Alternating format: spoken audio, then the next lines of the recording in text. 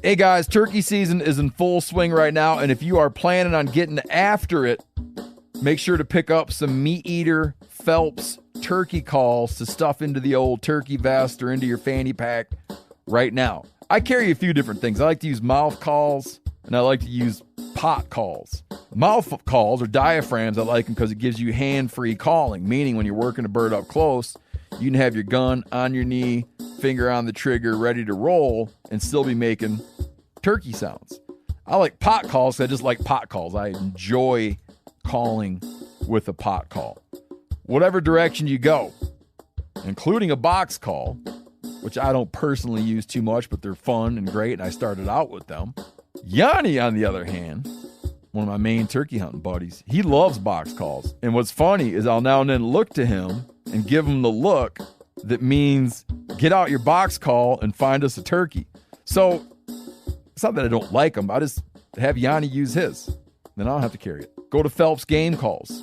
Get calls that are made in the USA and get calls that'll get them close. Find yours at phelpsgamecalls.com today.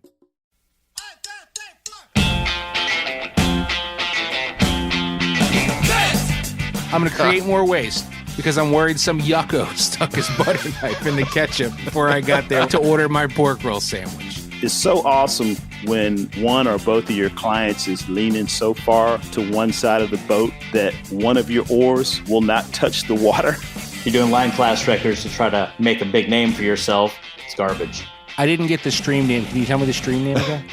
It's the stream. Good morning, degenerate anglers. Welcome to Bent, the podcast that thinks your ability to make interesting conversation in the boat and always show up on time matters more than your proficiency with a rod or the size of your tackle box. I'm Joe Cermelli. I'm Miles Nolte, and amen to that, man. I'll take an interesting fishing buddy over an experienced one every single time. Right? Yep. Right? But look, to be clear, I'm not advocating ignorance, right? If we've been fishing together for, I don't know, like 5 years and you haven't bothered to learn how to tie on a leader or back up a trailer, then you're just lazy or not actually that interested in fishing. In which case, strong chance I wouldn't be fishing with you for 5 years. Like I would have given up on you a lot sooner than 5 years. But anyway, theoretically, for the sake of argument, if you haven't figured it out by then. For the sake of argument. I'm a big sake of the argument guy. Exactly. So I got to say, though, part of what I love about my job, I always have, is that I've gotten to fish with many different people and get exposed to just tons of different approaches in different places, different rigs and techniques. But the flip side of that diverse fishing experience is that I'm constantly shown how little I actually know. You know what I mean? Like I've never been afraid to suck at a particular kind of fishing, so long as at the end of the day I've learned something, whether it could be a new knot or a new rig, or even just the habits of fish that maybe I don't target very often. So I feel like very well versed in a broad sense, but you get away from what you do, and it's very shocking how little you actually know. Oh, you know what I mean? And you only figure that out by going and doing new things. Yep. Right? Like the most recent example I have is fishing with you for shad. I'd never seen a shad before in my life, and trying to figure out how to work those shad darts and like figure out the current and all the different things that you showed me was a nice moment of realization. Like I can figure all this stuff out, I can do it, but I don't know it. And had I been dropped there on my own, I wouldn't have been able to. Like I think one of the things that I have learned, the more fishing I've done in the more places, I've learned that I suck at a lot of kinds of fishing. I'm a pretty good learner, but there are only certain things that I'm truly good at. And I'm hoping that with this particular episode that we've laid out, that we maybe, I don't know, I hope we encourage a few folks to feel comfortable sucking a little bit. Like I hope by us stepping out and saying like, hey, we suck at a lot of stuff when it comes to fishing, and that's okay. I hope other people will take a cue and be willing to do that. But I'm slightly hesitant about this week's theme, I gotta say. Are you really? A little. Huh. Like I'm not losing sleep. It's not the main thing that's keeping me up, but I truly, and I think you get this, I'm not sure how this one's gonna land, right? Because fair. You're right. Say it. This episode's gonna focus on fly fishing, all right? And we talk about fly fishing on the show all the time, but in the past, Joe and I, we've always made a concerted effort to make sure that we talk about something else too. We get some conventional stuff in there. We Yep. get some ice. We've never gone straight fly before. No, that's true. And I think what Miles is getting at is that we have a pretty broad mix of anglers, right, who listen to this show. And we say all the time that we welcome everyone here at Bent who likes to fish, Yep. so long as you're thoughtful and ethical about it. You're not like a dirtbag out there. But we certainly don't want to alienate anybody. But the fly thing, it can be kind of polarizing. We know that some of you are dedicated fly folks. Some of you dabble with fly gear, or at least you're a little bit interested in it. And some of you are either completely unfamiliar or just outright like anti-fly. Yeah. And that's okay. We like all of you. That's Totally. all okay. Yeah. Yeah. And we hope that at least a couple people will hear this and maybe feel a little differently if perhaps you're on the anti side. But the thing is, it's June. And It is. And June, where I live, like all I think about when it comes to June is rivers just boiling with hatching insects, and every fish in every one of those rivers is chowing on those insects. Yep. And I have been, when I've been out on the rivers, I have fished dry flies off and on for a few months. But right now, this week is like the beginning of the prime time. So in the spirit of that, we were thinking we might spread a little unapologetic love for floating flies and surface feeding trout because it's fun. Yeah, and the thing is, we know there's going to be some of you who are understandably skeptical about Yes. this, right? I mean, we work at Meat Eater, right? Steve Ranella didn't build his fan base advocating for dainty dry flies and precious trout. No. But even Steve will pick up the long rod from time to time and admit how much goddamn fun it is, right? Or can be. Yeah. Even if he's not a huge fan of fly fishing culture. That is true. You've seen this, right? I have seen him do it with my own two eyes. That is all true. But I think before we continue with our attempt at a full-throated appeal for why fly fishing is fun and not necessarily annoying or obnoxious, we do want to remind all of you out there that this show is brought to you by 13 Fishing. It is, and that's a little awkward. It's a little awkward. 13 doesn't actually make any fly rods, at least not yet. So Not there's yet. that. They don't yet. But even in the heaviest insect hatch and dry fly fun, I still have an Omen Black casting rod at the ready in my boat, rigged up with a swim bait or a jerk bait. Because here's a little tip. Here's a little tip for everybody out there. While the small and medium-sized fish in the river are distracted because they're stuffing their faces on teeny tiny bugs, sometimes like the really big fish take advantage of the smaller fish being distracted. So after I've cast some flies through a pool for a while and had my fun, I'll usually pick up the short stick and huck some kind of a big bait in there a few times just to see if Walter P. Brown trout or maybe an opportunistic smallmouth or pike is feeling a little frisky. I've had that work out well in the past. Absolutely, it's a great tip, man. And I may not agree about which hand we reel with on a bait caster, right? Because I'm a righty. I'm a right hand retrieve guy all the way, right? It's wrong. Which It's just wrong. And I've been called out for it recently. People are like, "Why is your handle on the wrong side?" I'm like, "I didn't switch hands yet when the photo was taken. Damn you! I cast right and reel right. I do the switch." But anyway, we do both agree that there's nothing wrong with bringing a conventional rod on a fly fishing trip. Yeah. Lord knows I do it all the time. Me too. All the time. Or it go the other way too. There's nothing wrong with bringing a fly rod on a conventional trip. That's fine too. And for those of you out there feeling unsure, we're just trying to give you license to go for it. Give it a shot. Go for it. Just try it out. Getting into long rod doesn't have to be intimidating, even though some people make it out that way. It's not that hard. And going fly fishing, it doesn't mean that you like got to wear a tweed jacket with elbow patches or whatever, or like a felt hat, which I think is stupid. And you don't have to extend your pinky while drinking a beverage. You don't have to do any of those things. One last point, fishing a fly rod does not make you any less of a degenerate. It's true. I do wear the tweed and the felt hat. I choose to do so, but that doesn't mean that you have to. My tweed's actually getting tight. I need bigger tweed. Anyway, that was all true. And it's okay to bring a fly rod and not use it, or only use it if the situation is right? Yeah. And I think when I fish saltwater, I rarely go inshore saltwater fishing without a fly rod, but I never go with only fly rods. Right. I just don't do that. And if the situation presents itself to get some mahi's or stripers on the fly, it's like a total bonus. And I might fly fish all day, but I'm never going out there with just that stuff, right? So anyway, today we've kind of assembled a cast of motley characters, all of whom are both professional fly anglers and exactly the kinds of people you just want to sit around a fire and drink whiskey with. Absolutely. They're all legitimately interesting, good folks. We're going to start things off with our friend Alvin Dedeaux, who we've had on the show many times before.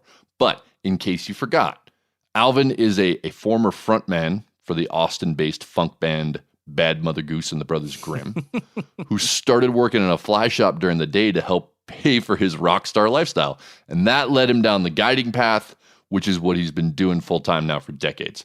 Alvin's home water is the lower Colorado River around Austin, where he just puts a hurtin' on the largemouth and the Guadalupe bass and the white bass and all kinds of other stuff. I've done it with him. It's super fun. But he also guides for redfish down on the coast, and he's spent many, many years chasing trout in the Rockies. So he's well-rounded. Yep, bottom line, Alvin knows his shit, okay? And today he's here for our Smooth Move segment, where we let guides, outfitters, shop workers, and anyone else who makes a living in the fishing industry tell stories about stupid or hilarious things that clients do. But this one is more instructive than most, I'm going to say. Yeah, no, I mean, a lot of times we're just making fun of people, but Alvin actually came with a useful, functional suggestion.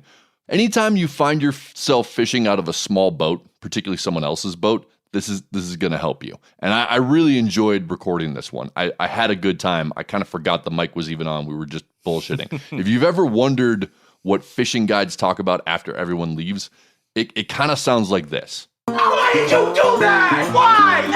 Why did you do that, Karen? Oh my God. This move doesn't really have a name, but it has a solution. It has there's a cure for this move. And the cure is center up. Get in the middle of the boat. This is one that just anybody that rows a boat, pulls a boat, pushes a boat, you got to stay in the middle of the boat. I mean, it's so awesome when one or both of your clients is leaning so far to one side of the boat that one of your oars will not touch the water. You got that one, it's like digging in, and the other one's like catching air because the boat's like on its gunnel. So that's a constant one, like, come on, man. In my jet boat, there's a little logo that's on the bench that I have people stand on.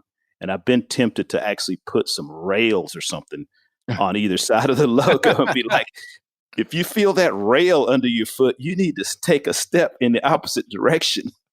But it's a problem.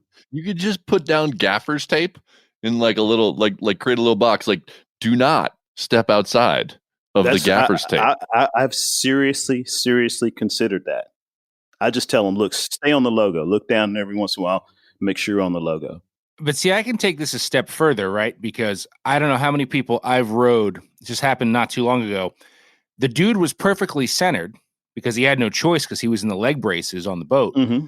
But then we'd set up on a dry fly fish, and he would cast with so much oomph that like the entire drift boat would be rocking like we were 20 miles offshore.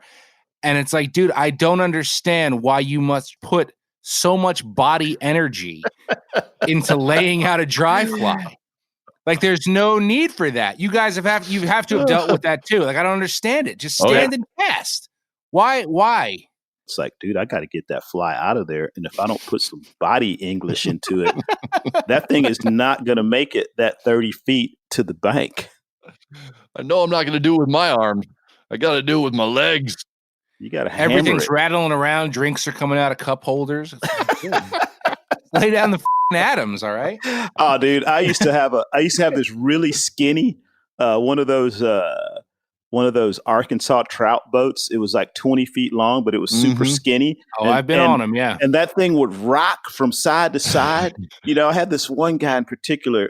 It was like 5 to 6 false casts per presentation, and each one was just like, it was like he was trying to knock somebody out with these swings. And the boat would just rock from side to side so violently that my back would hurt at the end of the day from like me just trying to overcorrect to keep myself in an upright position. I had a client for many, many years. He was a really good client and good guy, but I won't use his real name because I don't have to. I just nicknamed him Captain Morgan because he would ride in the back of my boat with his foot perched up on the gunnel the entire time, just completely throwing that thing off kilter so that I was almost at a 45-degree angle rowing down the river all day. And I would literally have to say, Captain, bring it back to center for me, buddy, at least 10 times a day. And he always felt back. He's like, I'm so sorry. But within 10 minutes, that foot would creep right back up and he'd be right back on the gunnel. Dude, I've seen it. It's the creep. They can't help it. It's like, guys who know, like you said, the captain knew he was supposed to stay in the center, but it's just like this weird creep thing. It's magnetic. You got to put that foot as far away from the other foot as you can. So there you have it, everybody. Hot tip from Alvin Dedeaux. If you really, really, really want to piss off your guide, just keep rocking your body weight from one side to the other all day long. Alvin, thanks so much, man. Really appreciate it. Hey, thanks for having me, man. See, now I really think that's something most casual anglers just don't know about or think about. I think that's right. Centering your weight in small boats makes such a huge difference. And as we've discussed, I owned the Mini Cooper of drift boats, as you called it. So having the dude up front centered in my boat in particular is extremely important to me. It's very important because we might all go in. Okay. It's not just a matter of being tilted, like we might dump the thing, It's one of those things, you're right, casual anglers don't think about because they don't have to. I had no idea about any of that until I was the one driving and rowing boats all the time. Right. And because other people's sense of where they're standing has impacted my life so much, right? Like now it's just habit. I always keep an eye on weight and balance when I'm in someone else's boat, especially. Yeah. It's like one of those unwritten rules of courtesy that people who know notice. Yeah. It's just not enough people, unfortunately. And we're going to keep rolling with this. We're gonna keep the theme here and bring you a fly fishing tackle tip that we also think will be equally helpful. Be forewarned, this one gets a little technical. It's not difficult. This isn't a hard thing to do. It's just kind of specific, so you got to pay attention. I'm getting hacked. It's coming from inside the city. Fight the planet! So welcome back to Tackle Hacks. Joining us today, our friend and Montana/Washington State guide, Kinsley Scott. Kinsley, how are you today? I am doing well. How are you guys? We are great. We're going to be better after this because you are going to pull from your many years of experience guiding, and you're going to give us a tackle hack today, a little tip, something, just a little nugget for anglers to put in their pockets that will make them better on the water. At least that's the plan. Yes. And this one may not be applicable to all trout anglers, but for us here in Western Montana, our bread and butter are foam dry flies with droppers. That's right. The majority of our fishing through the entire season, really. So my hack today to improve your dry dropper fishing to make life a lot easier is using a shorter leader. So I run a 7.5-foot leader to my dry fly. Right. And right out of the package, I actually chop off about a foot off the butt section of it. Off the butt section? Yes, and I'll explain why. So I cut about a foot off of the butt section, so that welded loop that comes on a leader out of the factory. I retie a perfection loop. So now we'll say my leader is down to about 6.5 feet. So it's a pretty chunky taper. What that allows me to do, our fish here in Montana, Western Montana specifically, aren't very line shy, spooky, especially if you're fishing a bigger bug, right? We'll say like salmon fly, golden stonefly season. So with that 6.5-foot dry fly leader, that allows me to then throw a much longer dropper. So say I throw a 4-foot dropper to, I have a salmon fly dry and I want to fish a Pat's below and I want 4 feet. Right. In total, that would cut my entire leader system down to about 10.5 feet, which is pretty manageable. Whereas if you were to keep that 7.5 foot leader right out of the package with then a 4 foot leader, you're pushing about 12 feet of leader in your cast. So if you can shorten that leader section up, it's still going to overturn your fly, but it's going to really compact things and make it a lot more manageable when casting. I love that. Yeah. That's a great tip. That makes a lot of sense. My only critique of that is a lot of the dudes I fly fish with couldn't do that because if they cut the perfection loop off, they wouldn't know how to tie a new one. Fair. YouTube is great for that. I was going to say, your phone will teach you in about 45 seconds. Exactly. Yes. No, that's a great tip. I wish that I had done that when I was guiding, because it would have probably saved me a lot of tangles that I had to pick apart for the next 45 minutes or so. Yes. So next time you're out there throwing big dry droppers, chop off the back end of that leader. See how it works. Let us know how you do. Kinsley, thanks so much, and we'll look forward to another tackle hack from you soon. Thank you, guys. See, I told you in a podcast many moons ago, I've been saying all along that all you need to catch fish in Montana is a big-ass chubby. And that was just confirmed. Western Montana. She clearly... Oh, is that what it is? Did you not listen? She clearly specified Western Montana, and she did that on purpose because she grew up on the Missouri where that's not true. And I don't know why, but the trout in Western Montana are dumber. I don't know why that is, but I am going to try this trick out because I haven't had a chance to do it yet. And we're coming to salmon fly and golden stone season any day now, really. So I'm gonna try this one, but I was thinking about it, and this rigging, this tip that she gave, I think is more broadly applicable than Kinsley realized. I would suggest that this one's useful for people who are curious about fly fishing but don't live in a place with trout streams. So, the rig she was talking about, the big dry fly with the dropper setup, that is sort of a classic out west Rocky Mountain trout setup. But I actually use something very similar for panfish and bass on lakes. I've adapted that rig for warm water species, and I think that her leader hack would be perfect for that situation. So here's my version that I suggest you guys try on a lake. Do exactly what Kinsley suggests. Chop that leader to make it a more manageable length. Then to the end of it, tie something big and buoyant. A small popper fly or a diver, maybe a cicada, right? Hey, maybe. Brutex. Maybe a cicada. And then tie a 3 to 4 foot section of leader off the bend of the hook, like 4-6 pound test, something like that. And then put any kind of weighted fly that you like on that. I'm a big fan of Prince nymphs or hare's ears because they just look a little bit like everything and they'll work really well on panfish. Or I'll throw on like a woolly bugger if I'm after bass. You pitch that thing up toward a weed line in the lake, you let it settle, and then give it short strips with long pauses in between. You'll either get to watch that floating fly get inhaled, or more likely, the floating fly will just disappear when a fish eats the bottom fly. So seriously, try that out the next time you're lake fishing in shallow water or along weed lines. I think you'll be impressed with how well it works. Solid tip, man. And like a blind side for me has always been stillwater trout on the fly. And I've done very little of that, but I actually got to do it many years ago in Montana on a small lake, and it was the first time I ever threw dries on stillwater for trout, and dude, it was a blast. Yep. I must say, like, it's a totally different game. You've done it, so you know what I'm saying. It's like these fish are cruising, so you're just kind of letting your stuff bob around out there and like ride the wake and ride the ripple, and they just come out of nowhere and slurp it. You can't really target them like a head in a river. So much fun. But it's a lot of useful information today. I don't know what's wrong with this.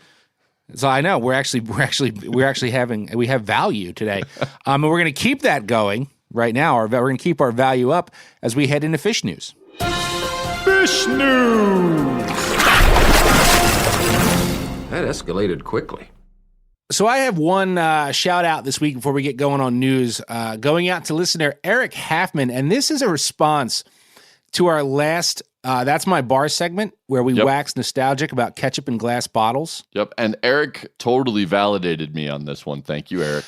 Yeah, okay, but I have more to say about it. Okay, so we talk about how you don't see that anymore, and in that that's my bar. I brought up the butter knife trick, where sometimes you start the ketchup in the glass bottle with a butter knife, you stick it in there and get it going, which you said was a childish maneuver. I said it was a rookie move. I did a rookie move, and that's fair. Anyway, Eric wrote in to say, you should never use a butter knife to start ketchup in a glass bottle because according to the servers in a bar near him that also uses glass ketchup bottles, if someone sticks a butter knife in the bottle is now deemed unsanitary and tainted and must be thrown away. Yep. Now, I will admit that I, like many of you, probably never considered this, okay? I didn't. And I get it. I admit I didn't consider that. Like, that is a much stronger argument than my stupid, like, oh, that's for kids. That was his is like a legitimate reason. Yeah. But I still take issue, right? Now, I do, and I'll tell you why. It makes perfect sense. I get it. But this also feels to me like one of those things people in the 80s and 90s like gave zero shits about. Like there were smoking sections on airplanes. Children were shooting each other with BB guns instead of Nerf guns, and your dad would help you build the ramp that would allow you to jump the creek on a bike sans helmet. So nobody was worried about a butter knife tainting ketchup. And my point is, while the knife and the ketchup thing isn't wrong, I don't know, man. It just feels like a very millennial observation to me. You know what I'm saying? Like there's more important shit to worry about.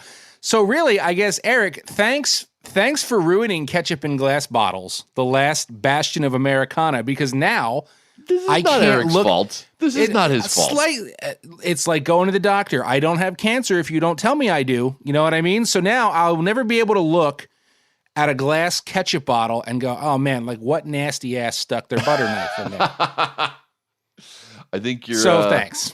I think your anger here is misplaced. I don't think it's Eric's fault. I don't think it's the server's fault. I don't think it's the restaurant's fault. If you want to blame someone, you can blame like the health department for trying to keep you safe. So if that's who you can get mad at them.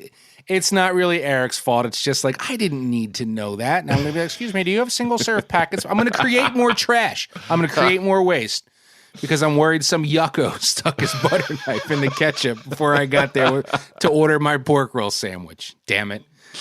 Anyway, that's my shout out of the week. You have anything this week? We move on. I think we got to talk about. I think we have to talk about the elephant in the playlist. Yeah. Phil. Okay. Well, we're gonna get to that because, as a reminder, this is a competition. Miles and I do not know which news stories the other dude is bringing to the table, and at the end, judgment shall be passed by the mighty Phil, our audio engineer. And what Miles is referring to is that Phil has officially contributed now to the Bent Spotify playlist, which many of you guys seem to be enjoying. We're getting a lot of great notes on that. The numbers are ticking up. You're listening. And if you're not rocking out with us, you can find the link to the playlist in my Instagram bio. But Miles and I were thinking, right, that down the line, maybe we'd start asking show guests time to time to recommend a few tracks that we'll add here and there. But it seemed only right that since we've already discussed Phil's musical taste, we let him throw down some choices. And did he ever? Man, can you learn a lot from having somebody create a Spotify playlist for you? And Phil was all over the place, right? From Wilco to Kanye West to Steely Dan. Don't forget Heart. Heart. There was some heart in it. It was eclectic, and I like that. And Miles, so we whittled it down to 3 selections of Phil's that are now officially in the Bent playlist. The first one being the White Stripes, Girl, You Have No Faith in Medicine. We both agreed on that one. I'm actually a White Stripes fan. I've always liked the White Stripes. And kudos to Phil. He didn't select really one hit. They were all B-sides, you know what I mean? And I appreciate that. I like that. Now, you chose, this was your pick, Run the Jewels, Goonies vs. E.T. I don't know anything about Run the Jewels. Oh, come on. Killer Mike? You gotta love it. Anyway, yes. That's some classic conscious Atlanta hip-hop right there. So finally, we went with Mexican Wine by Fountains of Wayne. That was my choice. And I selected that because I don't know about that. And you're not a Fountains of Wayne guy, but I was a fan of their first album. They had a song called Sink to the Bottom. I want to sink to the bottom. And I rocked out to that, right? When I was a wee lad. And the first time I ever heard it was when they played it live on the Jenny McCarthy show. Oh, do you remember the Jenny McCarthy show, dude? Sadly, I do. Yes. It was awful, but that is where I discovered Fountains of Wayne. So anyway, if you hear those tracks pop up, you now know they are from Phil, who, upon being asked to contribute, said, and this is a direct Phil quote, "This is probably the least consequential thing I've done at Meat Eater, and I've never felt more pressure." So damn right you should. The pressure is now off, Phil. You've done good. Your songs are in. The pressure is now on Miles, as it is your leadoff for news this week. Hit me. All right. Okay. Pressure's on. See how I do. My first one's going to come. This comes from my original home state, where the Board of Land and Natural Resources is clearly not messing around. All right. Do not mess around in Hawaii, and you'll hear about this will make sense in a second. So last month, they issued the largest fine in state history for an aquatic resource violation, a $633,840 fine was issued to a Hilo man who dumped ant poison into Pahe'e'e stream in order to kill and collect huge quantities of Tahitian prawns for illegal sale. I didn't get the stream name. Can you tell me the stream name again? Pahe'e'e is the stream. Okay, got it. There you go. You got it? Did you get the, did you get the accent marks? I took a note. Yes, I did. Tahitian prawns are not native to Hawaii. Despite their misleading name, the species is found throughout East Africa, the Indian Ocean, and Indonesia, and then over into the Marquesas Islands. Hawaii state workers introduced Tahitian prawns into two streams on two separate islands, Molokai and Oahu, in 1956. 15 years later, the prawns were found in 42 different streams on every single Hawaiian island. Wow. Ooh. And though humans are responsible for the original introduction, the spread and proliferation occurred without any help. Because after hatching, Tahitian prawn larvae wash out to sea, where they spend a month growing and molting. And just before reaching maturity, the young prawns seek out whatever fresh water source they can find and make their way upstream, where they spend the remainder of their lives. And this life cycle makes them exceptional colonizers. And that's how they got everywhere. Fascinating. So it's not like steelhead that go to the same streams. No. Like they'll just find the closest fresh water. They just spread out. Yep, exactly. Gotcha. Yeah. Right? And so they've been common residents of most freshwater systems in Hawaii since the 70s. And they're considered invasive, as they may compete with native shrimp and prawns, but their impacts have not been closely studied. So no one's sure how bad of a deal they are. And since they've been around for 50 years and everything hasn't collapsed, they kind of sort of like they're not that bad. But harvest is allowed. And the Department of Land and Natural Resources has no bag limits on Tahitian prawns. You can take as many as you want. Common and legal methods of take include nets, spears, and spotlights. But dumping a bottle of poison into the water and then scooping up all the dead prawns as they float downstream is both illegal and incredibly destructive. Unfortunately, this practice seems like it's starting to become common, or at least common enough to draw significant attention and resources from the Hawaii DLNR. Because people like prawns, right? Like, prawns are good. Yeah, man, throw on the grill. Love it. Yeah, exactly. And you know, the legal methods of prawn hunting can yield, seems like from what I can tell, can yield like a big meal in a few hours of collection. You can get a couple dozen. But poachers can just dump a bottle of ant poison in a stream and get like 50 to 100 pounds or more in minutes. And then they take those fresh prawns and they sell them on the roadside and they make quick cash. Poisons like that kill indiscriminately and they have long-lasting negative impacts. According to state biologist Troy Sakihara, the illegal and unethical use of these pesticides in streams have shown to cause extremely damaging and long-lasting effects into all aquatic stream animals, native and non-native. These pesticides are highly toxic to all aquatic animals and result in extensive recovery time, particularly for native and endemic stream life. Typically, non-native and invasive species are the first to repopulate these impacted areas. Therefore, these types of activities can severely alter the natural biological conditions and overall health of the stream ecosystem. So, real bad is what he's saying. Yeah. And beyond decimating the stream life, this practice is also dangerous for the people who consume the poison shellfish, right? That's like you're what just buying prawns off the side of the road. It's full of ant poison. You don't know. Yep. So all this is to say that cracking down on this practice has become a high priority for the Hawaii DLNR.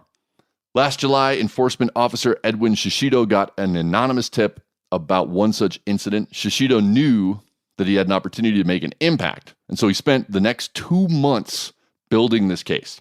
He partnered with the Division of Aquatic Resources and the Department of Agriculture to collect water, soil, and prawn samples, all of which tested positive for benethrin, a toxin commonly found in commercial insect poisons. He tracked down eyewitnesses, and he just spent a ton of time on this. He was ultimately successful in prosecuting the offender, whose actions resulted in the death of approximately 6,250 Tahitian prawns, in addition to who knows how much other aquatic wildlife. Sure. The guy got fined $1,000 per dead prawn, $200 for unlawful use of poisonous substances, plus another $8,640 to pay for the overtime that Officer Shishido and the other staff put into the case. The chair of the Hawaii Board of Natural Resources said at sentencing, "This very significant fine lets illegal fishers know that we take these matters very, very seriously. Responsible citizens acting as witnesses, and our officers are watching streams closely. And if you're engaged in these types of activities, eventually the law will catch up with you.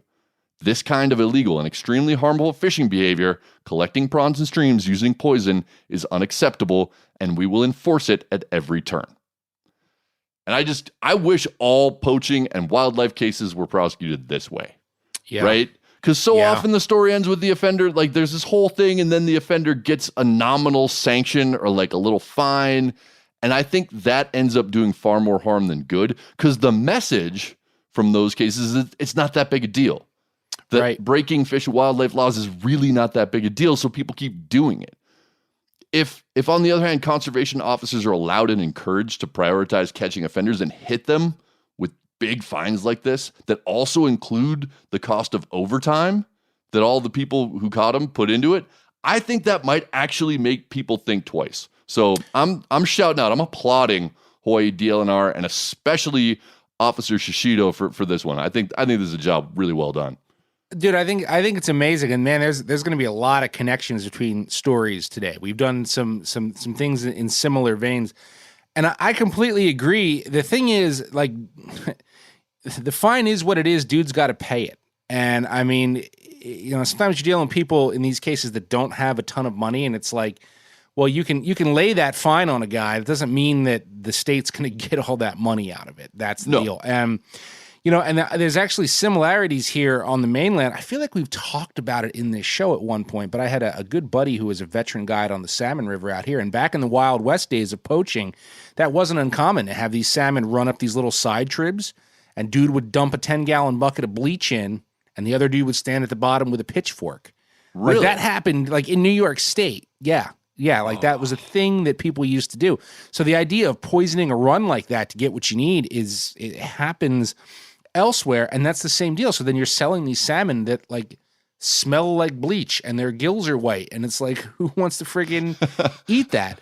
I will say though, I know those prawns are invasive, but I've seen stuff on TV the legit guys that do it with the flashlights and the real small spear gun. It's a little needle dart. I think it's cool as hell. I would like to try that. No, the only reason I haven't done it is because I grew up on Oahu, and I know that there are clean streams on Oahu where you can do this and feel comfortable about it. I don't know which ones they are. The streams I grew up in, you don't want to eat out of those. Right. And that's the other thing with all this poisoning. It's now if you want to do it on the up and up, how do you know which one hasn't been ant poisoned to death, Well, if there are prawns living in it, you're probably pretty safe. From what everything I read, it just wipes them out. Yeah, well, the other thing too, I appreciate ingenuity in terms of getting legal meals or harvesting more crabs or whatever it may be. But is this the only way? You would think why isn't one of the old timers hooked up a car battery and shocked them or something? Can't we figure something out like that? We have to poison the entire stream. My grandpa used to dig worms with a car battery and 2 electrodes, stick them in the ground, buzz them up come the worms. I'm that's ingenuity. You know what I mean? And we're not harming anything. Yeah. Anyway, I'm with you. I think it's a really cool way of harvesting food. And next time I'm on a neighbor island with cleaner water, I'm definitely going to do this because I think that'd be a lot of fun. I think it looks awesome, and you've given me the simplest transition because we're going from invasives to invasives. This is a cool story, though it's a bit complex. I'm going to do my best to break it down in an orderly fashion here. But it comes from Hakai magazine, which is great. We hit them a lot. Magazine. That's a really good magazine. Yeah. We highly recommend it. Excellent writing, and it centers around the bloodworm trade. And I realize that bloodworms are not exactly a ubiquitous bait. They're actually a very niche bait used in saltwater. But if you're a Northeasterner like me from the Mid-Atlantic, you probably understand their importance. So bloodworms are these big, ugly, mean-ass sea worms. They can be really long. They can be a foot long. They have legs that run down the side. It looks like a blood-red fringe. And while you can use them for a wide variety of saltwater species, they are most commonly used, at least where I live, for stripers and white perch, particularly in the early season when the resident bass are just waking up, because we have these fish in the back bays. They're not chasing bait all over. The water's cold, so they feed on the sand flats and the mud flats, and bloodworms are a choice bait. Very important. Now, these worms are primarily harvested in Maine and the Canadian Maritimes, and believe it or not, they are one of Maine's most valuable commercial fisheries. And according to the story, yes, in 2019, the worm trade in Maine was valued at north of $6 million total. And what's so cool about it is the deep tradition tied to this worm harvest. They have to be dug by hand. You cannot use automated machinery, right? You still can't dig for these worms on Sundays in Maine.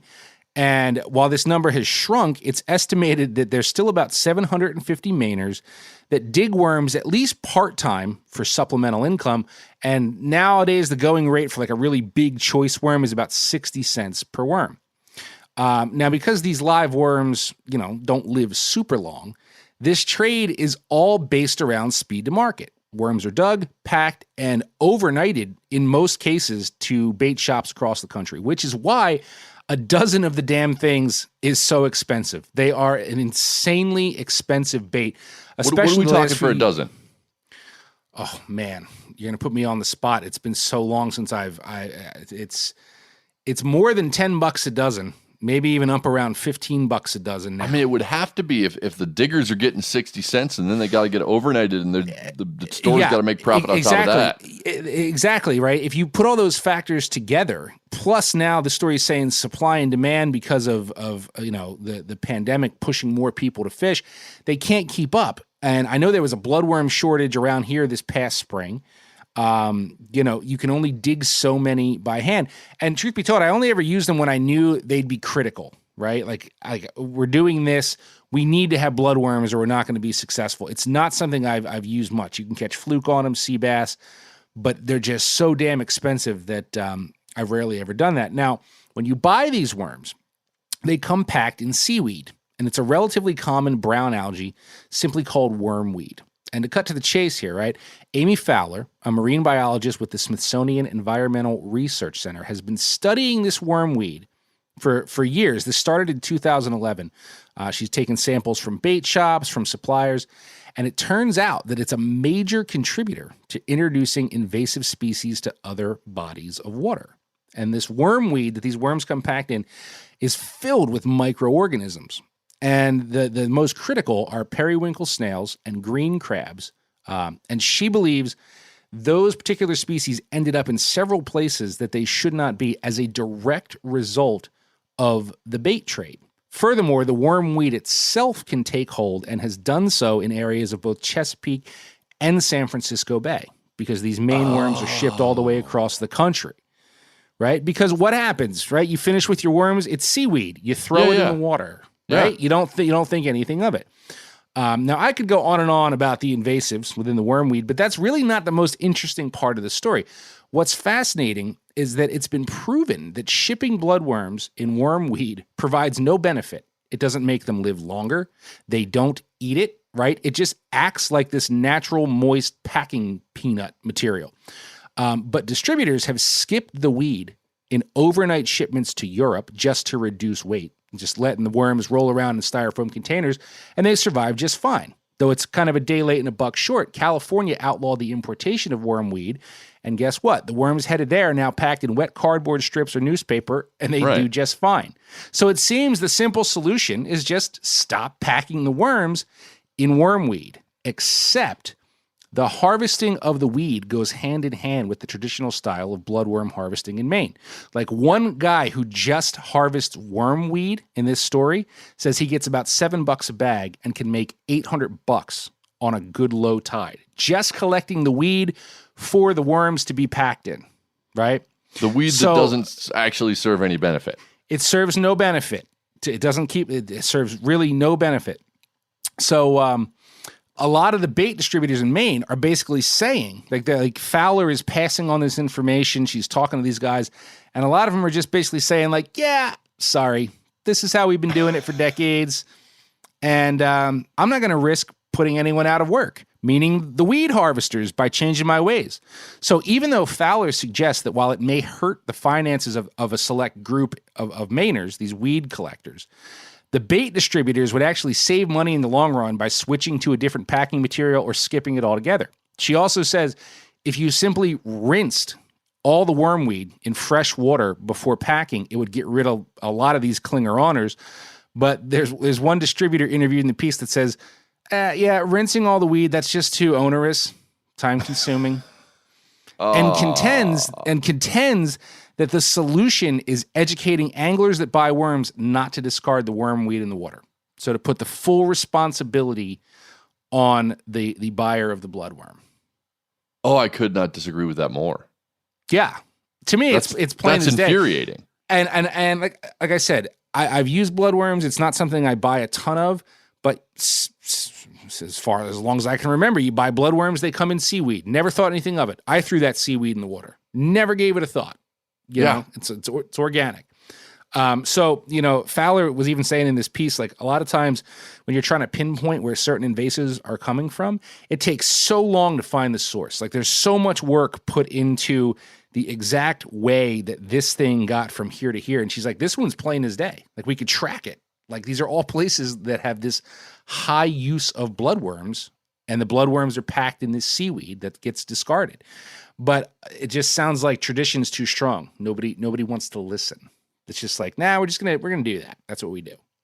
Oh, that is maddening. Like, I wish that everyone could see my face right now because it's just like scrunched up in frustration. Yeah, because this is not a hard, as you were saying, this is not a hard problem to solve. It's not.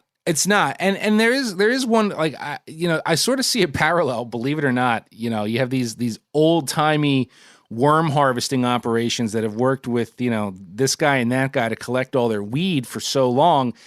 I sort of see a parallel. I think New Jersey and Oregon are the last two states where it's illegal to pump your own gas. An attendant has to do that for you. And like for many, many years, it's like, can we just like save money and like we are happy to pump our own gas? But it's like, yeah, but just simply killing that would put so many people out of work. So I sort of see the loyalty and the tradition there and not wanting their buddies and the people they've worked with forever to be out of a weed harvesting job. But I mean, that come on. too. Come on. Yeah, dude, I don't, that analogy doesn't work for me because there is no downside other than a slightly higher cost per gallon of fuel. Yeah. And this one you're talking about, we're transporting invasive species all over the country and the world. And all we have to do is stop doing this. It confers zero benefit other than a job. Like that to me is the definition of creating a job that is detrimental and has no value. Yes. And I'm not trying to hate on the weed harvesters out there. This is not a personal attack at any of you, but I think maybe you want to start getting into digging worms. Perhaps that might be the way that you could transition. Still similar activity, it seems. And did I tell you what? It is a nasty job, man. This is like a low tide window. You are, balls deep in muck. Like it is hard work. I believe it. It's pretty cool. It's pretty cool. Hey guys, turkey season is in full swing right now, and if you are planning on getting after it, make sure to pick up some Meat Eater Phelps turkey calls to stuff into the old turkey vest or into your fanny pack right now. I carry a few different things. I like to use mouth calls, and I like to use pot calls. Mouth calls or diaphragms, I like them because it gives you hand-free calling, meaning when you're working a bird up close, you can have your gun on your knee, finger on the trigger, ready to roll, and still be making turkey sounds. I like pot calls because I just like pot calls. I enjoy calling with a pot call. Whatever direction you go, including a box call, which I don't personally use too much, but they're fun and great, and I started out with them. Yanni, on the other hand, one of my main turkey hunting buddies, he loves box calls. And what's funny is I'll now and then look to him and give him the look that means get out your box call and find us a turkey. So it's not that I don't like him. I just have Yanni use his. Then I don't have to carry it. Go to Phelps Game Calls. Get calls that are made in the USA and get calls that'll get them close. Find yours at phelpsgamecalls.com today. Here's the other thing I'm going to say. What by putting this on, let's say that the onus is on anglers, right? Well, that's not actually going to fall on anglers because the only way this really works is if now every other state where bloodworms are used for fishing has to create a regulation whereby if you have bloodworm weed, you cannot dispose of it, and that's just another thing that wardens have to now use their time looking out for, which they don't have the time or the resource to do, and they don't want to do. And that to me is obnoxious when it could have been handled at the source. And that helps me kind of like continue my theme of the week, which is calling out game and wildlife enforcement officers in a positive light. Because these are men and women who take a lot of shit. Oftentimes unfairly, and they rarely get credit for all the good work that they do, right? Like, they don't want to police your wormweed. They don't want to do that.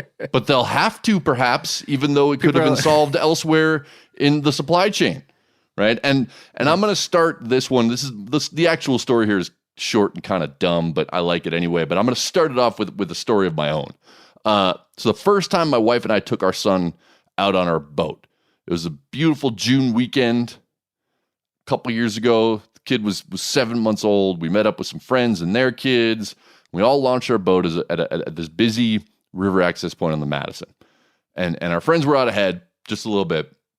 And I just eased our 16-foot drift boat out of the current when I saw a warden waving me back over to the bank.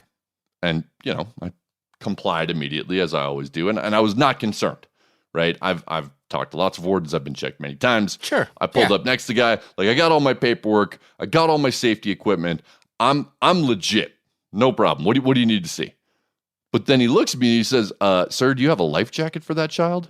And I was just totally thrown because I didn't. The kid, the kid wasn't even crawling yet. So the idea of him needing a life jacket, it simply hadn't crossed my mind, which was stupid because I knew the law, right? Like, I knew that all kids 12 and under have to wear a PFD at all times. I had to do that when I was guiding, but I never thought about it with an infant who couldn't get away. I just didn't think about it, right? So, blame it on put him on the bow. He's not going anywhere. It's fine. Blame it on a year and a half of sleep deprivation, whatever. But I was utterly unprepared. And it being this beautiful weekend day, right? The ramp is super crowded. There are people everywhere. And the officer was understanding, but he kind of he was explaining like, God, I'm sorry, man, but I have to pay attention to this. It's something that we're focusing on this year, particularly on this river, is making sure kids are safe because we've had some issues, and which I get, right? So he's like, I can't just look the other way on this. And what he could have done was he could have told us, all right, I'm sorry, but you guys are out of here. You don't have a life jacket for that kid. Pull the boat back up, put it on the trailer, which would have been a really lame way to end my son's first ever float trip. It would have been a real disappointing day. And I would have been upset. My wife would have been, everybody would have been upset. But he'd have gotten over it, though, if nothing else. He would have moved right on to other things, but that's not what he did. And that's where I meant your son. He wouldn't have remembered. Oh, no, he wouldn't have cared at all. No, he would have been like, feed me and let me sleep and scream at you. But the officer didn't do that, right? So instead, he went back to his truck and he pulled out an infant life jacket of his own and loaned it to my son so that we could legally complete our float. I'll say he he did also issue me a citation, but I chalked that up to the price of stupidity on my part. Like, I deserved that. The point is that, like, these aren't the stories that usually get told, right? The ones where wildlife officers go out of their way to help people it's you usually hear the other ones. And in this case, I was breaking the law, and that dude had every right to just pull us off the river and go about his day. But he chose to loan us some of his personal property so that we could have fun and we could do what we're doing. And that's exactly what he did. And so that I thought of that because I just read this other story from the local news on Lake Tuscaloosa in Alabama from last weekend. Tyler Cunningham took his girlfriend, Mackenzie Boyd, out on his bass boat. And he told her that he wanted to sneak in a little bit of fishing before they had to head out to a friend's house for a dinner party. So they hit the water dressed in their Sunday best, like fully ducked out to go bass fishing. Okay. All of a sudden, middle of the lake, Cunningham cuts the outboard, gets down on one knee, pulls out a rig, and proposes to Boyd, who's like totally surprised. I love your response there. Yeah. I give the dude credit because he actually pulled off the surprise part.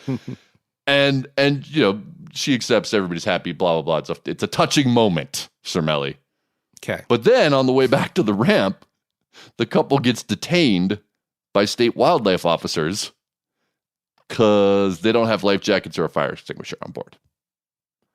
Now, similarly, by law, the officers could have issued a couple citations, and that would have been the end of this story. But they didn't. They did it differently. They let the couple off with a warning, which I think is a nice thing to do for a young couple who's probably broke. I know I was a young couple.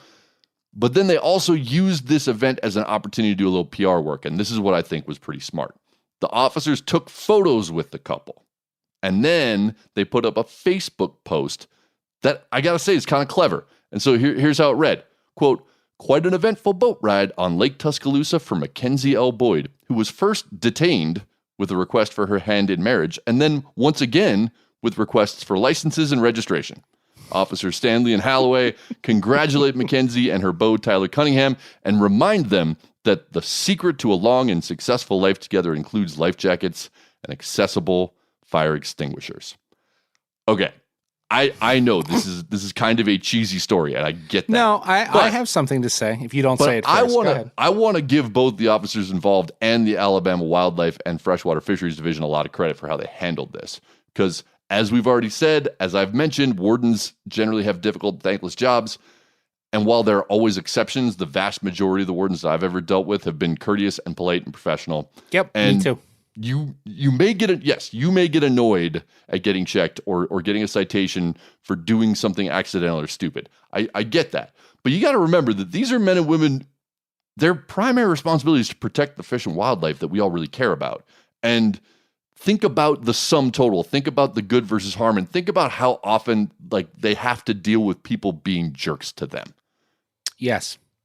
And then take a step back and recognize that when they have these moments to like throw some levity into the situation, I think that is incredibly valuable, and I love when they do it. And I thought that was very well handled. Here's what I will say, which just really goes back to the couple, right? I don't know, dude. I've had a lot of boats. I have boats now. The life jackets are always in the boat. It's real easy. Like, they don't ever come out of the boat. The fire extinguisher doesn't come out of the boat. Like, everything is always in the boat. Like, that's like common sense to me. So when I hear people on larger boats that get hit for having no life jacket, I'm like, what do you take your life jackets on and off the boat even if you wear, right? Like, even if you wear the suspenders type, the comfortable ones. Yeah. I still have the shitty orange ones jammed in there to be up to code in case I forget the suspenders. So you're always legal. I don't understand that. I don't understand that either. Yeah. Same on my boat. I'm with you. Well, so I'm going to close here with one that no levity from Fish and Game officials was warranted for this one because it's pretty ugly, and there's really not a great punchline other than like, we're going to crunch some numbers here, and you're going to be like, what? Right? So this one comes from Michigan's MLive.com. Headline: 2 Michigan men fined $8.5 thousand for poaching hundreds of walleye, panfish, and perch. Right? Now, it's not that difficult to dig up a poaching we were story. Really on theme this week. We're all connected here. We are one. We are locked in. But I was going to say, it's not really that hard to find a poaching story on the local outdoor police blotter somewhere. You know what I mean? Like, there's always somebody doing something. But this one's pretty over the top. So this is from the story. In a single day in March, Stanley Garbaz Jr., 68 years old, of Caseville, and Bruce Warren, 53, of Pigeon, were allegedly over the perch daily catch limit by 60 fish. Authorities also found hundreds more walleye, panfish, and perch in Garbaz's freezer. The case began in March when the Department of Natural Resources received a tip on its Report All Poaching hotline. So there you go. If you ever scoffed at those and don't think you should call. Okay, because here's an example of where that worked. Advising that Garbaz was at his residence in possession of a few hundred perch.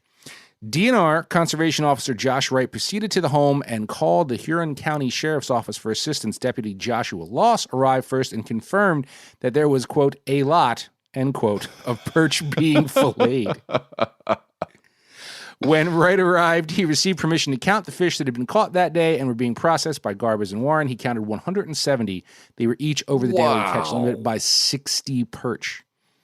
Wright then found an additional 85 bags of frozen fish in 4 freezers at Garbaz's residence. The fillets were thawed and counted. Once everything was thawed and counted, it turned out dude was over his possession limit by 35 walleye, 245 panfish, and 393 perch. My God. So this is my assessment. Short story, again, there's no quotes from these guys or anything, but on top of their fine, the combined fine of $8.5K, naturally, these men also face the loss of their licenses, forever. But I'm going to go out on a limb here and say that, similar to my worry about the prawn deal, the loss of a fishing license will not necessarily stop these guys from fishing, because these violations to me are so egregious. I'm guessing that these 2 old timers basically give zero shits. If you're 1 or 2 over the limit and try to be sneaky and you got caught, that's one thing. But if you're willing to go 393 perch over the limit, I'm betting you don't actually care about the rules. You have not read the annual compendium. You probably never will. And I don't really think if you can't get a license, you're not going to go out on the lake at night or do what you're going to do. Just my assessment. Great bust. Good on them for busting this one. And again, similar to the Hawaii story. I mean, that's a hefty fine. They're really trying to get after these dudes, but I always question, will it really matter in the end? I mean, it is. It is a hefty fine, but not compared to the $634,000. No. But if Phil is gauging just on fines, you have won. I totally clearly. Yes. I'm gonna be quick here. I don't understand why anybody, I get eating fish, I get harvesting fish. Having that many fish, particularly freshwater fish in your freezer, doesn't make that much sense to me. Yeah. There's something going on there that I can't wrap my head around. I try to be compassionate about these people whose stories come up, but this one I just struggle with. And to your other point, all the fines here may not ever get paid. These people may not be able to, but I do think that having a story that puts the word out there, that can dissuade other people from making similar choices. And that's where, particularly with the prawn story, oh shit, they can come after me for $500,000. Probably not worth it to poison some prawns tonight. But that you're probably right. These individuals likely can't pay these fines and likely won't change their behavior, but hopefully it changes the behavior of many others who might otherwise make similar stupid choices. That's my hope. Yep. Well, I mean, unfortunately, it's always hard to you never really can seem to find the follow-up to these kinds of stories. You read them and you read, the fines, but then there's never anything about whether dude actually ended up paying them. So we may never know. I don't know. We'll keep an eye out. Phil's got a lot to ponder here. I think we did a good job, like you said, of staying just very on, just totally connective. So difficult job for Phil, our guest DJ of the week. We're going to hear from him, and then we're going to do a little covering water with a tarpon legend. We'll go full salty. Miles, I do not judge based on which one of your subjects procured the largest fine. I rate under 3 categories: spunk, sizzle, and SPF. And I think within those parameters, the winner is obvious. Joe Cermelli, congratulations. Just for a glimpse behind the scenes, I sent Joe and Miles a big list of songs to choose from, and I did not hear a single word back. So I just assumed that they probably saw the Buddy Rich Big Band on there and regretted asking me to contribute, and we're just going to pretend that it never happened. But no, thanks for including my songs, guys. Appreciate it. I can't wait to see what selections River Horse makes. I'm going in. Cover me, Porkins. I can hold it. Pull up! No, I'm all right.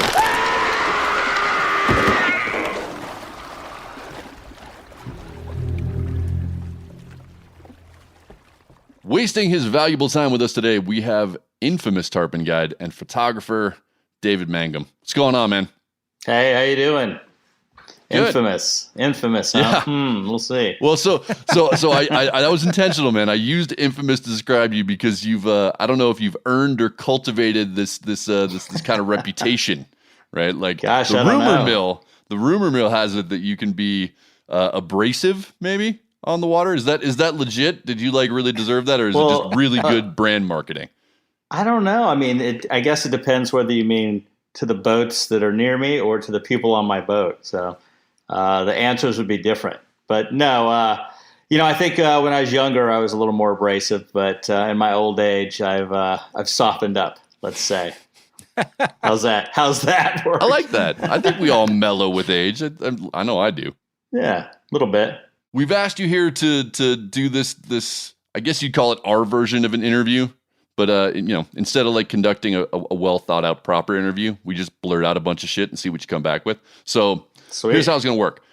Joe's gonna put 2 minutes on the clock, and then he and I we're gonna like pepper you with rapid fire questions. The goal is to get through as many of these as we can in 2 minutes, which means you can't really think about it. You just got to react.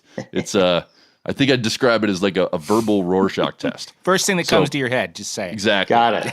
But in the spirit of fairness, we will give you 1 minute at the end to like expand and elaborate on whichever answer you think is most interesting or stupid. Sound good? Okay, sure.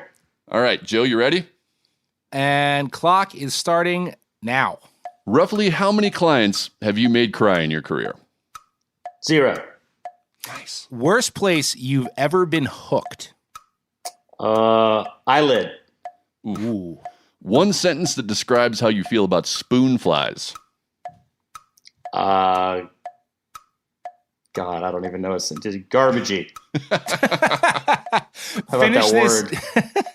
Finish the sentence. I cringe whenever a client tells me they've got high expectations. Yes. There you go. The words that come out of your mouth when you see someone trout set on a tarpon. Bleep, bleep, bleep, bleep, bleep. What's the greatest tarpon destination outside of the U.S.?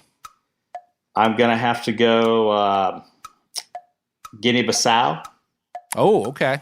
All right. Far flung. Florida man stories. Funny or annoying? Oh, God, both. Pivotal point in a tarpon fight people screw up most often.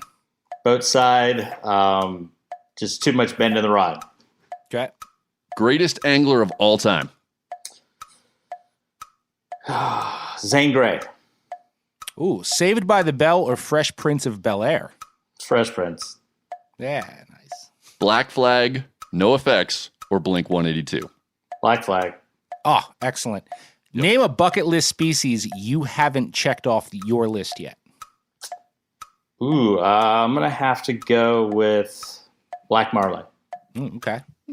Yep. Greatest fly ever invented? Spoonfly. No, kidding. Maybe the toad. Gary Merriman's toad. Okay, and we have time for one last question here. Chasing line class records, cool or lame? Somewhere in between. It depends. There's a lot to do. There's a lot you have to answer with that question, but somewhere in between. It all depends on the person chasing. Fair enough. Yeah. I mean, now you got your 1 minute to elaborate. If that's the one you want to go on, you can pick any of them. Well, I think a lot of the difference between folks that chase line class records, some folks that have been angling their whole life and have caught everything, and they're trying to make it more challenging. They don't care if they catch that fish because they've already caught tons of them. So they challenge themselves by trying to do some line class records. If you're doing line class records to try to make a big name for yourself and you're starting out angling and you start out doing it, it's garbage. We recently reviewed the Monty Burke Lords of the Fly book that kind of goes through that whole culture. I don't know if you've read it, man, but it's a really good one. I have. I figured since you were in there. So to each his own, I think is my feeling on it. I think in some ways it's great, chasing line class records. In some ways, I don't know. I'm hot and cold on it, but I think I'm warming up to it a little more after, the book and kind of looking into the hearts of some of those people that do it. So, Dave, we appreciate you taking the time to talk with us, man, and coming on here. We hope to talk to you again soon. So I've never actually hung out with Dave, but we have quite a few mutual friends, but I've never had a beer with the guy. Mm-hmm. He's, as you know, he's an icon in the saltwater fly fishing world, but he definitely has that reputation, like a long-standing reputation of being a hard ass, right? Oh, yeah, dude. I know people who fished with him back in the day that were like scared. They were a little bit scared, and I don't personally know him either. But supposedly, he's this super amped up hothead. Yeah, but that was not the guy who showed up for our interview. No. I don't know. And I don't know what it is. I don't know if he's just mellowed out as he's gotten a little older, or he was just in a chill mode because we caught him, in the off season, not between crazy tarpon trips, or if he's just trying to soften his public image, which is also a possibility. But he was not at all like the intimidating aggro dude that he's been made out to be. No, I feel like he's hired a PR consultant or something. Someone to polish him up. You got an interview come up? Okay, here's what you got to do. Take 3 Valium, wash it down with this. I don't know. He didn't show up anyway as the image that he's been built up to be. And I don't know if I'm disappointed or if I was relieved about that. I was kind of ready for this edgy interview that was combative, and it just wasn't like that at all. It was kind of tame, actually. Yeah. I mean, maybe he's different when he hits the water, which would mean that he has something in common with the classic fly you're going to tell us about in this week's End of the Line, which also happens to be my favorite dry fly. Fishy, fishy, fishy, fishy! Well, that's not loud enough, Bert. One mid-March, years ago, a former fishing buddy and I skipped town for a few rain-soaked days. The trip turned into an exercise in cognitive dissonance. Misery amid euphoria. 3 days of steady downpour with temps that never crept above the low 40s. The air and water were nearly indistinguishable, being about the same temperature and saturation level. We set up camp in the rain, rendering our shelters wet from the start and leaving us no escape, no warm, cozy respite. So we just stayed on the river, from daylight to dusk, because though our bodies may have been damp and cold, we experienced 3 days of the most spectacular trout fishing either of us had ever seen, before or since. Insects emerged from the water in sheets, creating a near mirror image of the falling rain. And just about every trout settled at the surface with their mouths wide. The gray light and steady drizzle made them far less spooky than usual on this particular tailwater, and since the weather was more southeast Alaska than Fort Lauderdale, the spring break crowds were absent. We didn't quite have the place to ourselves, but with hoods up and eyes focused, we hardly saw another soul. The first morning, we set up in a long slick covered in feeding fish. 2 different insects were hatching, tiny midges and just slightly larger slate-colored mayflies called betas. The fish seemed to be alternating between bugs, so I kept switching flies. One fish would be focused on midges, while the fish just below it only wanted mayflies. Meanwhile, my buddy, standing just downstream, remained consistently hooked up without ever retying. I finally broke down while shivering and trying to thread hair-thin mono into a minuscule hook eye. Again. Dude, what are you using?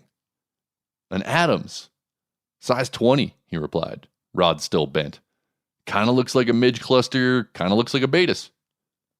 I dug into my box, tied on a size 20 Adams, and didn't change flies again for the rest of the trip, except when one got chewed beyond recognition or broken off by a big fish.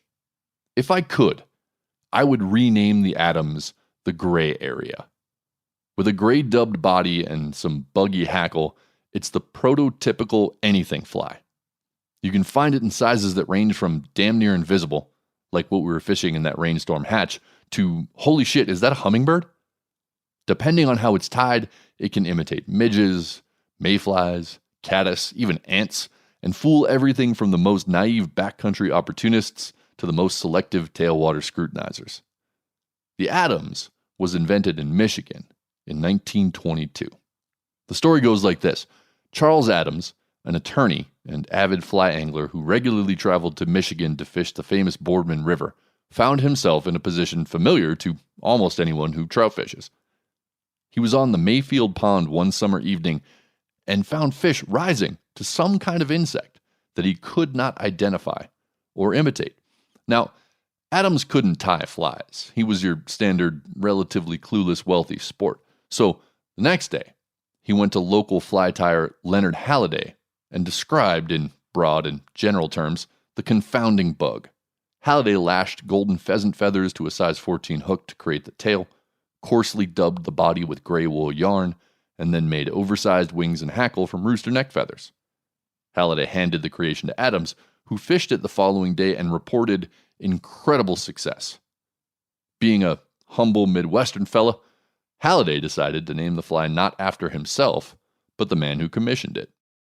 Tellingly, Adams' initial success on the new fly didn't come on the pond where the mystery hatch actually went down. Instead, he proved its effectiveness on the nearby Boardman River, where the insects would almost certainly have been different, which makes the perfect origin story for this fly that can imitate just about anything.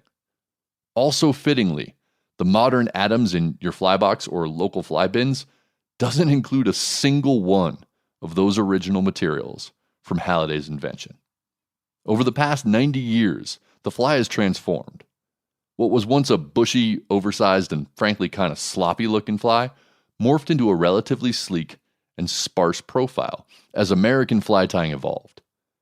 Unlike modern fly marketing, where a tyer swaps out a single material and then claims to have invented a whole new pattern, the Adams evolved steadily, but completely, without ever losing its name. It became a collaborative pastiche of American fly tying tradition as a whole, with dozens of different innovators adding their own flair to it over the decades without demanding any credit. First, the golden pheasant-tail changed to brown or grizzly hackle fibers sometime in the mid-1930s. Next to go was the wool yarn body, which has a tendency to absorb water and cause the fly to sink, replaced by much more buoyant muskrat fur. Then, the wings and hackle shifted to an upright catskill style. Eventually, the fly lost most of its original form. Today's Adams sports a calf tail or poly-yarn parachute instead of hackle-tip wings and a synthetic dubbed body. The only attribute it shares with the original is the color, gray, a generic stand-in that can pass for just about anything. The Adams is a perfect reminder that profile and presentation matter more than exact representation when it comes to fly fishing. Cut off the tail, pick out the dubbing a little, and it looks like a caddis. Keep it sleek, and it can imitate just about any mayfly on the planet as long as you get the size right. Most of all, it's the perfect fly to use when you encounter a situation like the fly's namesake, Charles Adams, did on that Michigan pond in the early 20s. When fish are feeding on some kind of bug that you can't seem to identify, you don't need to text photos to some aquatic entomologist friend. Just grab an Adams of appropriate size and make a good cast.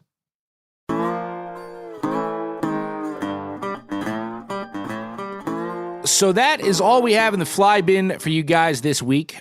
We hope that we didn't piss off any of our fly furious listeners or our glorious sponsors, 13 Fishing, who doesn't make fly rods, but does make badass rods of many other kinds. But if we did anger you, take a deep breath, find your center, get a grip on that tapered leader, and cut about a foot off the butt end. Seek inner clarity on the reasons why you are chasing those line class records in the first place, and reconnect with the whole family of flies named Adams.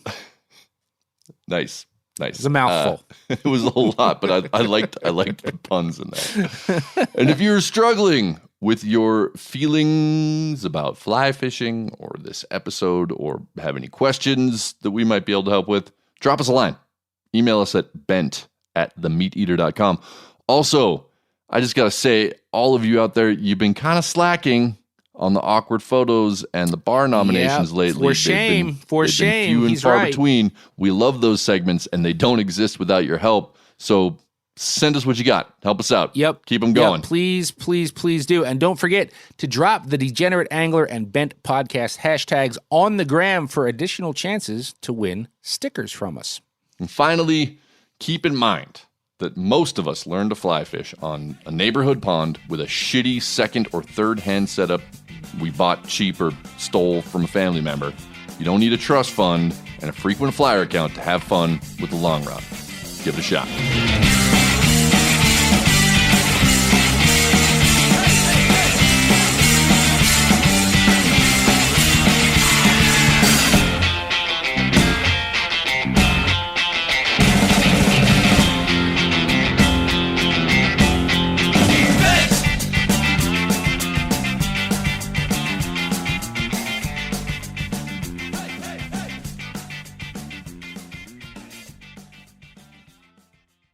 Hey guys, turkey season is in full swing right now, and if you are planning on getting after it, make sure to pick up some meat eater Phelps turkey calls to stuff into the old turkey vest or into your fanny pack right now. I carry a few different things. I like to use mouth calls, and I like to use pot calls. Mouth calls or diaphragms, I like them because it gives you hand-free calling, meaning when you're working a bird up close, you can have your gun on your knee, finger on the trigger, ready to roll, and still be making turkey sounds. I like pot calls. I just like pot calls. I enjoy calling with a pot call. Whatever direction you go, including a box call, which I don't personally use too much, but they're fun and great, and I started out with them. Yanni, on the other hand, one of my main turkey hunting buddies, he loves box calls. And what's funny is I'll now and then look to him and give him the look that means get out your box call and find us a turkey. So it's not that I don't like them. I just have Yanni use his. Then I don't have to carry it. Go to Phelps Game Calls. Get calls that are made in the USA and get calls that'll get them close. Find yours at phelpsgamecalls.com today.